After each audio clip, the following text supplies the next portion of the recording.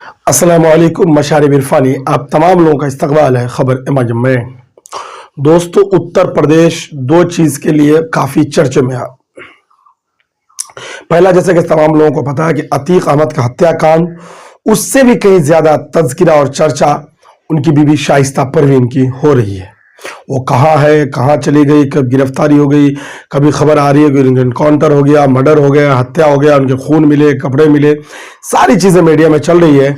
और इसी में एक चीज की चर्चा और तेजी से है, उत्तर प्रदेश नगर निगम और नगर पंचायत के चुनाव को लेकर, जिसमें मजलिस इत्तेहादुल मुस्लिमीन के भी उम्मीदवार चुनाव के मैदान में है। बता दें दोस्तों कि पार्टी जो है अतीक अहमद हत्याकांड को लेकर के या शाइस्ता परवीन को लेकर के इनके आड़ में चुनाव का प्रचार कर रहे हैं और चुनाव को सफल बनाने की कोशिश कर रही है। सारी पार्टियां अपने अपने अंदाज से लोगों को खुश करने की कोशिश की जा रही है, लेकिन असदुद्दीन ओवैसी साहब इस मामले को लेकर के कुछ ज्यादा ही परेशान नजर आ रहे हैं।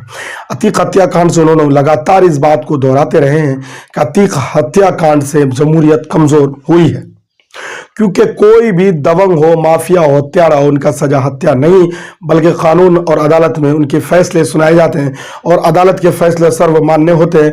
अदालत जो निर्णय देते हैं वही उनके साथ किया जाता है, लेकिन अदालत के फैसले धरी के धरी रहेंगे और जो भी मामलात हुए हैं उससे देश के लोग ढकी छुपे नहीं है, भली भांति जान चुके हैं कि मामला क्या हुआ था उत्तर प्रदेश में। दोस्तों, 10 तारीख को नगर निगम के चुनाव में मजलिस इत्तेहादुल मुस्लिमीन ने पूरी जोर लगा दी।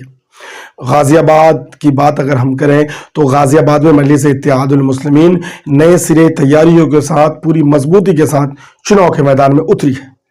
अपने अध्यक्ष पद के उम्मीदवारों को उतारे, अपने वार्ड काउंसिलर और वार्ड के नुमाइंदों की नॉमिनेशन लगातार करते जा रहे हैं। लेकिन एक चर्चा का विषय और है। रामपुर की बात हम करें, जहां से अब्दुल्ला आजम विधायक थे, उनके ऊपर मुकदमा चली, 2 साल की सजा सुनाने के बाद उनकी विधायकी रद्द कर दी गई। जो 62 से 65% मुस्लिम आबादी वाला सीट है, उस सीट से सपा ने एक हिंदू कैंडिडेट को उम्मीदवार बनाया है। खेल दिलचस्प होता जा रहा है वहां कि अगर आजम खां के इशारे पर लोग सपा को वोट देंगे तो यकीनन जीतने में समाजवादी पार्टी कामयाब हो सकती है। उस सीट के चर्चे के साथ साथ लगातार कहीं ना कहीं नगर निगम के चुनाव भी अब चर्चे में आ रहे हैं। इलाहाबाद से जहां बीएसपी शाइस्ता परवीन को अपनी पार्टी से मेयर के उम्मीदवार बनाना चाहती थी, वहीं शाइस्ता परवीन को निष्कासित भी किया गया पार्टी से और आज अतीक अहमद की पत्नी शाइस्ता परवीन दर दर की ठोकरें खा रही है। आपको पता होना चाहिए कि मजलिस इत्तेहादुल मुस्लिमीन में शमूलियत लेने के बाद उन्होंने मजलिस इत्तेहादुल मुस्लिमीन से किनारा कशी की और बीएसपी पार्टी में अपने आप को शमूलियत इख्तियार कर ली शाइस्ता परवीन ने। लेकिन कोई भी उस मुसीबत की घड़ी में इस परिवार के साथ खड़े नहीं हुए।